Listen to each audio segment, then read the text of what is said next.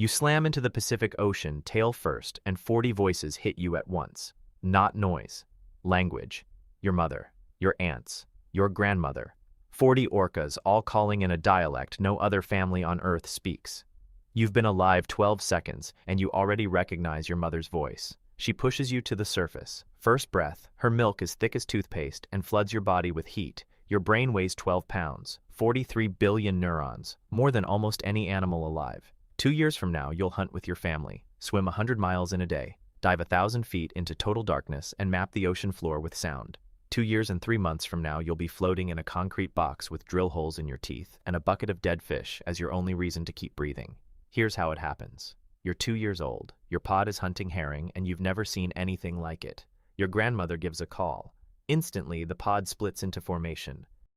6 adults circle a school of herring from below, flashing their white bellies to scare the fish upward into a tight ball. Your uncle swings his tail like a bat. Crack! Stunned fish everywhere. You grab one mid-fall, swallow it whole. First kill. You're swimming next to your mother at the surface when she suddenly stops. Her body goes rigid. She turns hard to the left. The entire pod shifts direction at once. 40 orcas moving like one animal. You don't understand yet, but your grandmother does. She's heard engine noise before. 3 boats, 5, 8, coming fast. Your grandmother sends the males left. Dorsal fins tall, moving loud. Decoys. Your mother grabs you with her body, shoves you right, dives. The boats are doing 60 miles an hour. You can't outrun them. Then the bombs go off. Underwater explosions everywhere. Your echolocation is screaming. The water is nothing but noise. You can't tell where the blasts end and the ocean starts. Your mother is pulling you deeper, but a wall of netting drops right in front of her face. She turns. Another net behind you.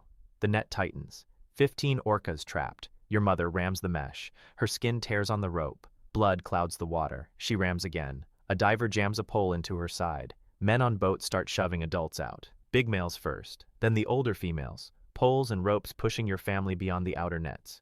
They loop a rope net around you, drag you into a sling. You're lifted out of the ocean for the first time in your life, and your own skeleton crushes your lungs. You can't breathe right. The air burns your skin. The Pacific falls away below you. Your mother is circling the empty net, calling. Not any call you've heard before. Scientists who studied recordings from captures like this said the sounds were constant, piercing, desperate. She'll stay in this spot for 3 days, calling for a calf that's already in the back of a truck. You'll never hear her voice again. But that's not even close to the worst part. They lower you into a concrete pool. The water tastes like chemicals. The pool is 80 feet long, 20 feet deep. This morning you crossed 100 miles of open Pacific. Now 4 seconds gets you wall to wall. Your brain does what it's built to do. You send out a click. Echolocation. The sonar that maps your whole ocean. Finds fish in total darkness. Reads the seafloor like a book. The click hits concrete and slams back into your skull. You stop clicking, go silent, then something hits you from behind, hard. Another orca. Older, bigger, female from Iceland. She speaks a completely different dialect. You try a contact call, the basic greeting your mother taught you. She doesn't respond. Can't understand it.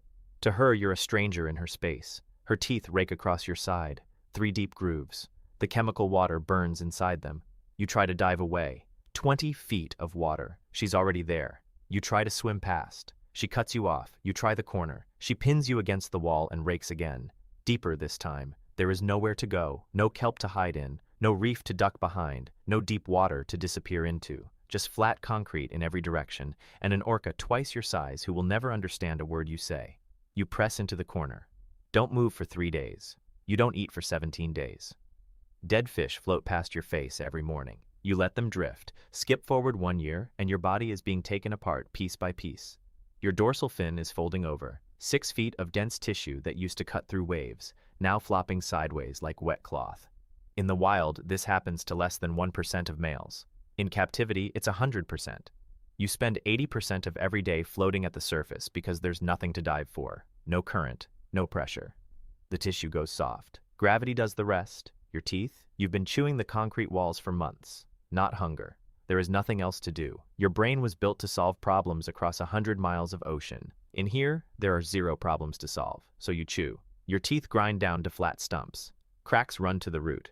3 are snapped in half. Then they bring the drill. People hold you at the pool edge. Someone presses a high-speed bit against your broken tooth. No painkiller. The drill punches through enamel, through the root, into the nerve.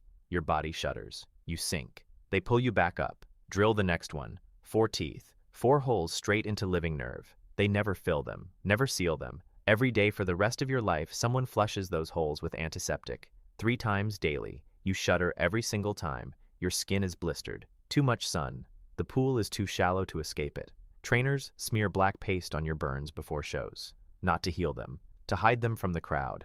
Every morning pills arrive stuffed inside dead fish, antibiotics, antacids for the ulcers eating your stomach, and a sedative, twice a day, because an animal with 43 billion neurons and nothing to lose is dangerous.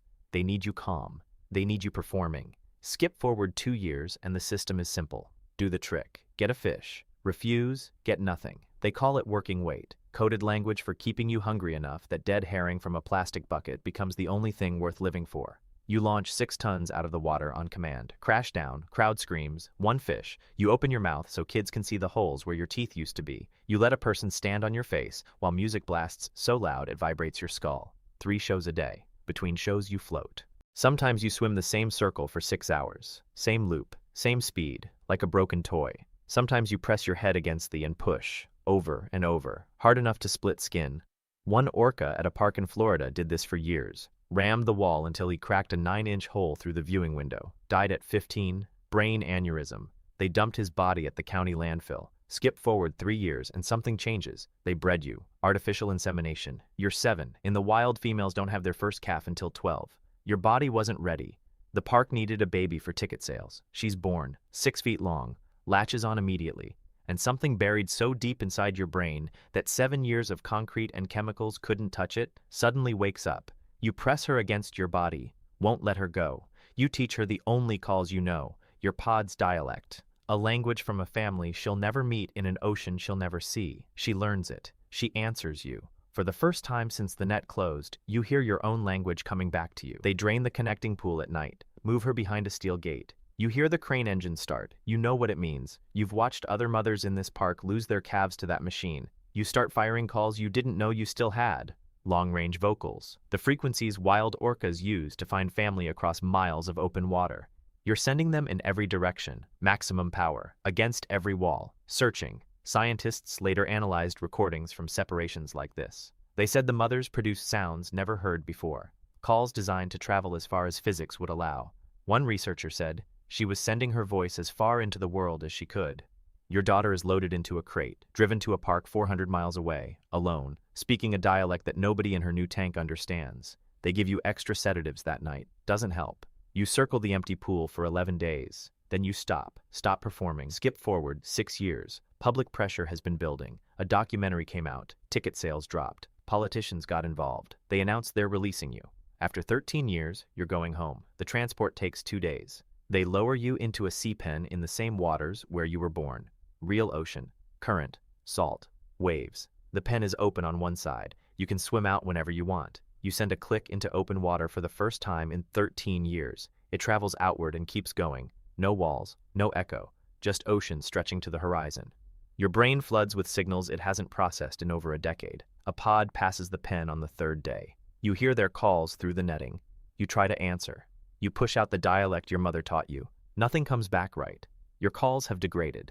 13 years of concrete echoes and silence have worn the edges off your voice. The pod's dialect has shifted too. New calves, new calls, new patterns you don't know. They slow down, listen, swim past. You try to hunt.